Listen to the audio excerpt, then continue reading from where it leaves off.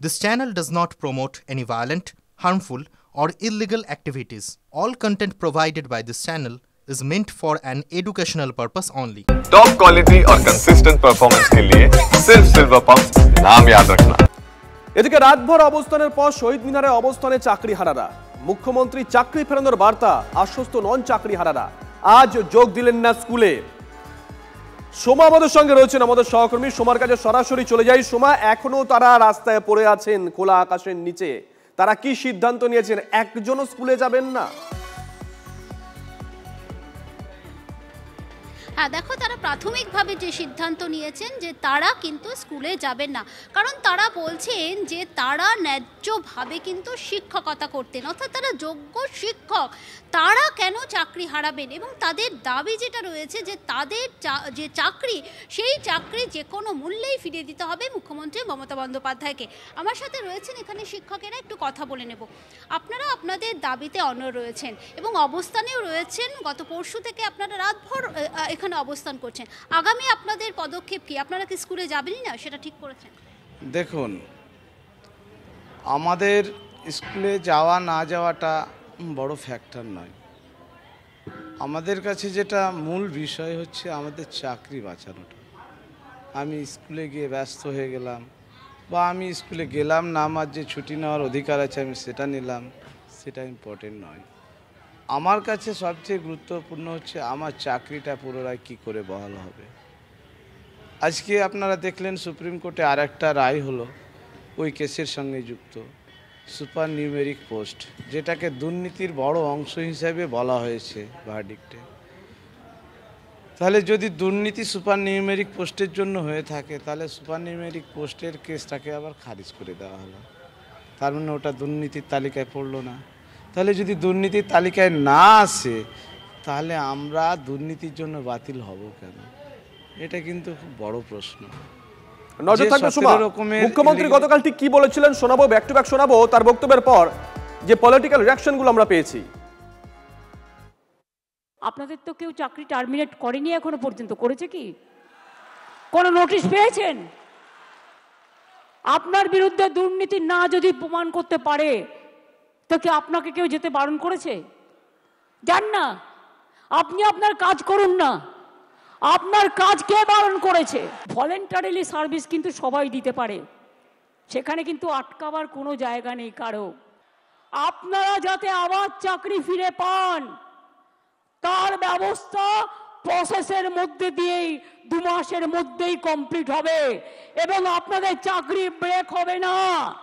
কারণ আপনার এক্সপিরিয়েন্স এবং অ্যাডিশনাল কনসেশন আপনারা পাবেন যারা 10 বছর ধরে চাকরি করছেন, এটা মাথায় রাখবেন। আপনারা সার্ভিসে যান, ভলেন্টারিলি সার্ভিস করুন। কেন আপনারা ভলেন্টারিলি করবেন? তার কারণ আমাদের সুপ্রিম কোর্টে ক্লারিফিকেশনের জন্য যেতে হচ্ছে। 2 মাস সাফার করলে 20 বছর সাফার করতে হবে না, আর ওই 2 মাসও পুষিয়ে দেবো। এটা মনে রাখবেন। আমার জীবনে কথা মানে কথা।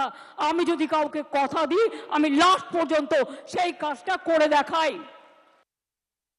এখন কারো প্রতিশ্রুতিতে তো কিছু হবে না। সুকান্ত মজুমদার প্রতিশ্রুতি দিলেও কিছু হবে না, মমতা বন্দ্যোপাধ্যায় প্রতিশ্রুতি দিলেও হবে না।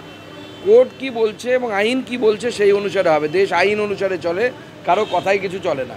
তো স্বাভাবিকভাবে আইন যে পদক্ষেপগুলো নিতে বলেছে, অর্থাৎ মহামান্য সুপ্রিম কোর্ট যে পদক্ষেপগুলো নিতে বলেছে, সেই পদক্ষেপগুলোর মাধ্যমে নেওয়ার মাধ্যমে যারা চাকরি হারিয়েছেন অথচ যোগ্য, তাদের চাকরি ফেরত আসতে পারে, অথচ দ্বিতীয় কোনো পন্থা নেই।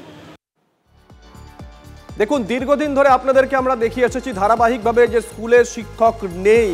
কোথাও 1জন শিক্ষক, কোথাও 2জন, কোথাও 5জন শিক্ষক। শিক্ষকরা মিড ডে মিলে রান্না করছেন, আর তারপরে আদালতের এই রায়, যারা শিক্ষকতা করছিলেন চাকরি হারিয়েছেন তারা বলে দিয়েছেন তারা স্কুলে যাবেন না। জেলার ছবিগুলো দেখবো এই মুহূর্তে। দক্ষিণবঙ্গ থেকে একজন রয়েছেন আমাদের সহকর্মী কৌশিক এবং উত্তরবঙ্গ থেকে রয়েছে সুবোধোষ। প্রথমে একটু কৌশিকের কাছে চলে যায়। কৌশিক, ছবিটা স্কুলের।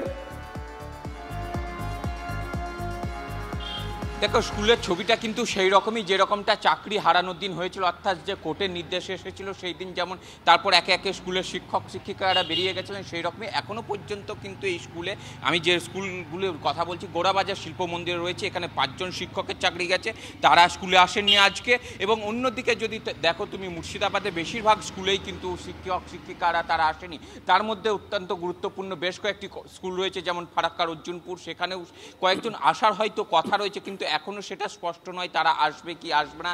এছাড়াও ধুলিয়ান গার্লস হাই স্কুল রয়েছে, সেখানে 19 জন শিক্ষকের চাকরি গেছে, সেখানেও কিন্তু কেউ এখনও আসেননি। এবং সেখানে কিন্তু নতুন করে সমস্যা তৈরি হয়েছে যে যেসব স্কুলে প্রচুর সংখ্যক ছাত্রছাত্রী রয়েছে সেই সব স্কুলের শিক্ষকের পরিমাণ একদম কমে গেছে। সেই জায়গায় সেই স্কুলগুলির আগামী দিনে পড়াশোনা কি হবে সেই নিয়ে কিন্তু চিন্তা বাড়ছে। এর পাশাপাশি যে এই যে গোড়াবাজার শিল্প মন্দির স্কুল রয়েছে, সেখানেও কিন্তু 5 জন শিক্ষিকা চাকরি গেছে। সঙ্গে থাকো, আমরা গোটা রাজ্যের দিকে নজর রাখছি। আমরা দক্ষিণবঙ্গের স্কুল দেখালাম, উত্তরবঙ্গের স্কুল দেখবো, মালদা স্কুল। সুব্রতোষ।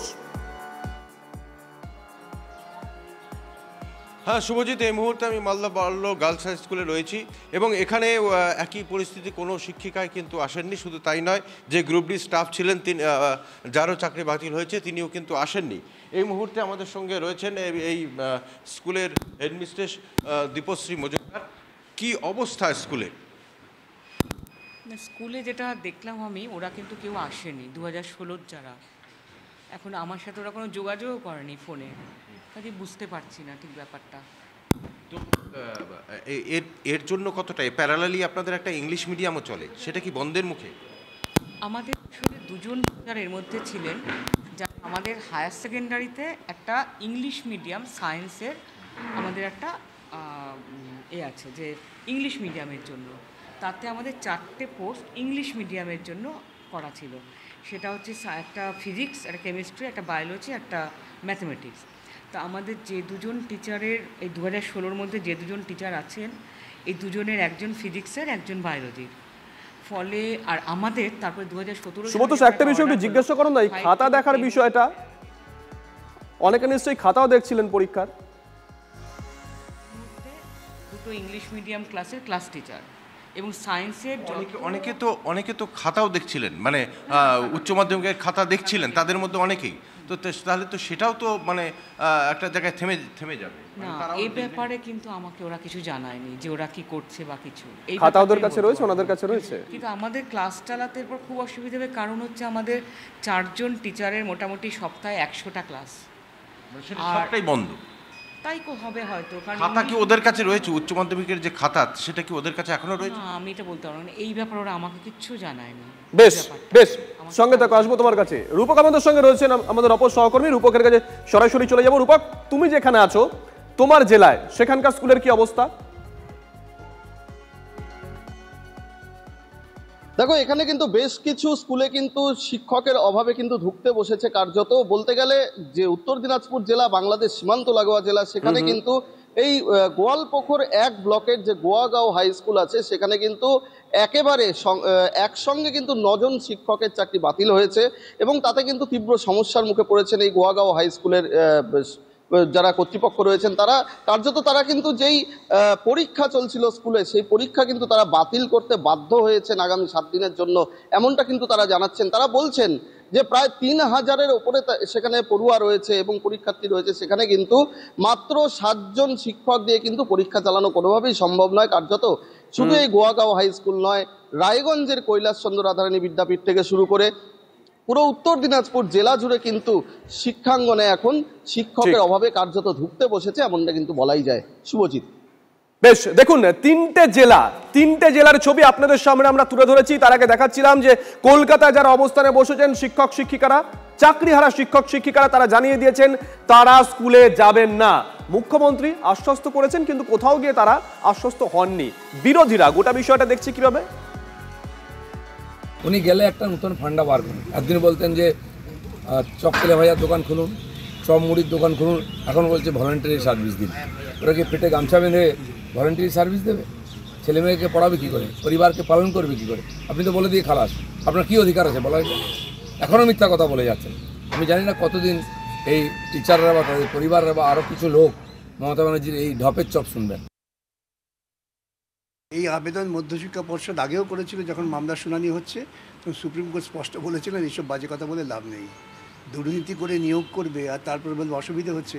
আমি তো মধ্যশিক্ষা পর্ষদকে অনুরোধ করব, ওরা যদি সৎ হন, পশ্চিমবঙ্গের গ্রামান্তরে বহু শিক্ষিত ছেলে মেয়ে আছেন, তারা ভলান্টারি সার্ভিস দেবেন, কিন্তু এই দুর্নীতিমূলক প্রক্রিয়ার মধ্যে দিয়ে যারা গেছেন তারা নয়, কোনো উপায় নেই।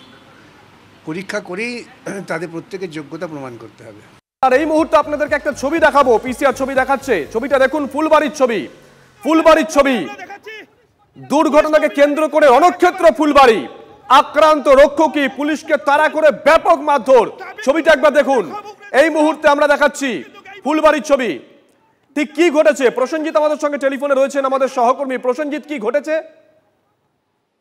সকালবেলায় এক মহিলা ওই এলাকাতে একটি নিকটবর্তী ক্যান্সার হাসপাতালে যাচ্ছিলেন তার পরিজনকে দেখার জন্য। সেই সময় একটি গ্যাস ট্যাঙ্কার বোঝাই গাড়ি সেই মহিলাকে চাপা দেয় এবং ঘটনাস্থলেই ওই মহিলার মৃত্যু হয়। তারপরেই কিন্তু এলাকায় উপস্থিত উত্তেজিত জনতা কার্যত পুলিশকে আক্রমণ করে, দুজন পুলিশ কর্মী মার খান, অন্য পুলিশ কর্মীরা প্রাণ ভয়ে এলাকা থেকে দ্রুত সরে যাওয়ার চেষ্টা করেন। এক পুলিশ কর্মী নিকটবর্তী একটি স্কুলের সামনে গিয়ে আশ্রয় নেন এবং খবর পেয়ে তড়িঘড়ি এনজিপি থানা থেকে বিশাল পুলিশ বাহিনী এলাকায় পৌঁছায় এবং ওই এলাকায় কিন্তু ব্যাপক লাঠিচার্জ করা হয়। এই মুহূর্তে গোটা এলাকা থমথমে, মৃত মহিলার দেহ এলাকা থেকে সরিয়ে নেওয়া হয়েছে। যান চলাচল বেশ খানিকক্ষণ বন্ধ ছিল, তবে সেই যান চলাচল ফের শুরু করার চেষ্টা করা হচ্ছে। শুভজিৎ, ধন্যবাদ প্রসেনজিৎ।